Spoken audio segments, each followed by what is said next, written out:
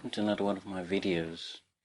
You may wish to check out my blog page if you've got the time, and the site address is caringmindblog.com. So without ado, if I continue with this video, which is basically the idea, or I would say the philosophy of carers. This is only a brief video. You could actually write a whole book on the subject, but I thought I want to share my knowledge and experience of being a carer, a mental health carer, for around about 15 years or so. If there's one thing I'd like to point out, is that there's one problem when talking about being a carer, let alone a mental health carer, and this would be down to understanding the care as well, because it just goes far deeper, perhaps much more deeper than I could ever try and explain. Basically, I want to speak about the idea of being a carer, especially those who are carers experiencing the task of becoming a carer, where you feel you have a lack of knowledge about the role or situation. Now, all those years ago, when I started becoming a mental health carer, one of the things that sprung to my mind is how little I knew about mental health.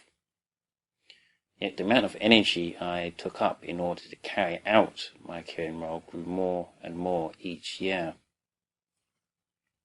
The benefit of my involvement in trying to support my loved one was increased wisdom and, unfortunately, a thicker skin.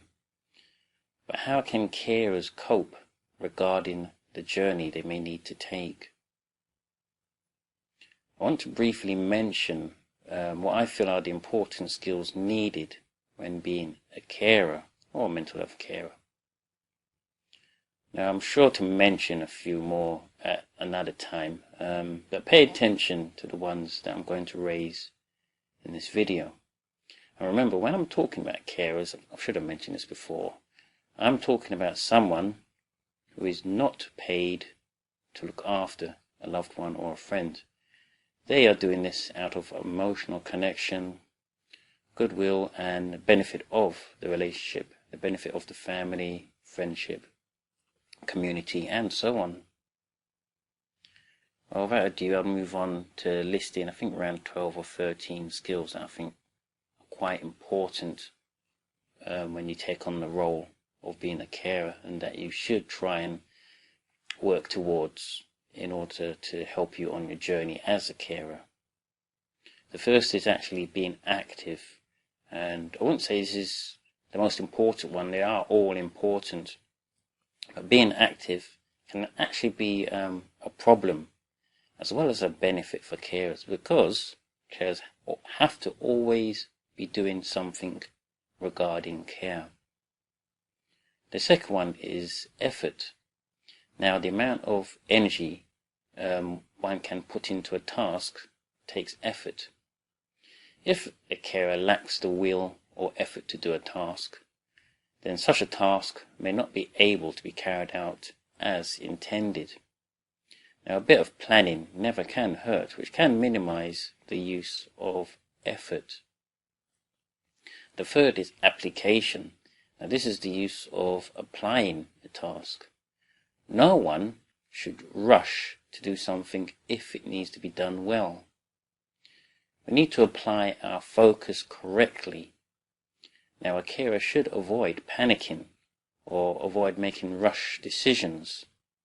They need to apply their caring role thoughtfully, but this is unfortunately not always the case due to things that can happen outside a carer's control.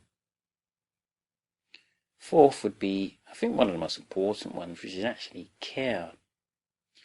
It's difficult to be a carer if you do not provide any form of care, be this advocating for someone, physically moving them around, doing chores, or holding their interests at heart, and many other things. All these and more needs to have the emphasis of care at their center. The fifth important skill that I recommend you try and work towards if you are a carer is inventiveness. Hence, do not be trapped by systems. Now, carers struggle Getting support for yourself as a carer is hard enough, let alone getting support for your loved one. Carers should always try and look for options, and do not be feel to be forced into making decisions that may disadvantage not only themselves but also who they care for.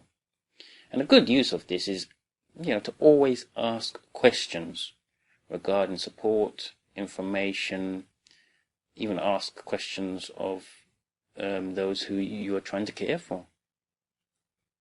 The next one, number 6, is persistence. Do not give up. People will not really care for long if the role was that difficult, which it is. But if you back off from being a carer, ask yourself this question. Are you prepared for the consequences? And I'll add something to this is, for instance, why be a carer if the system was perfect? The system isn't, which is why in the UK we have around about 6.5 to 7 million carers. Number 7 is patience. Do not rush recovery. Now this may not always be the case if you are caring for someone with chronic mental health or physical health problems. However, there is always some hope.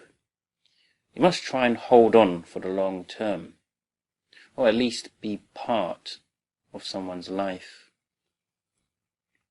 The 8th one is attention.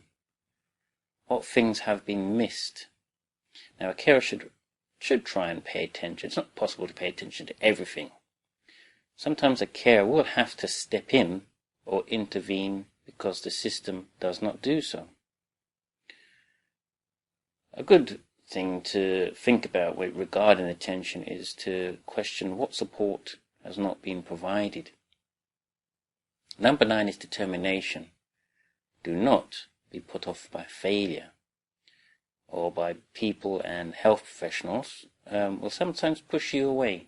Not all of them, but the system does make this possible for this to happen. So please hang in there. Number 10 is energy. Caring needs energy to provide care, and it's that simple, but we often forget this. This means try and leave some space to care for yourself, and you will have enough energy to care for others. 11 is vigor. Pick yourself up, dust yourself off, and try again. Similar to persistence, but this time it is more mental, because as humans we always tend to think negatively about ourselves. We must try and think positive and aim for a good conclusion. 12 is tirelessness. Now, as a carer, expect to be exhausted at times. Caring is and often can be hard work, mainly because, again, the system struggles to support carers. And the last one, 13, is unfortunately pain. Now, to be human, we suffer for others and ourselves. It is hard to be part of something or care for something if you do not share in the worry, the concern, or pain. You, as a carer, will suffer, but it will make you stronger in other ways, and people will notice this. Now, for an in-depth detail for all these skills, and they're very brief to be honest, there must be at least a dozen or 100 more. I've actually had written a blog post off my site, which I mentioned at the start of this video, so feel free to read it when you can. And see you next time. Thank you for watching.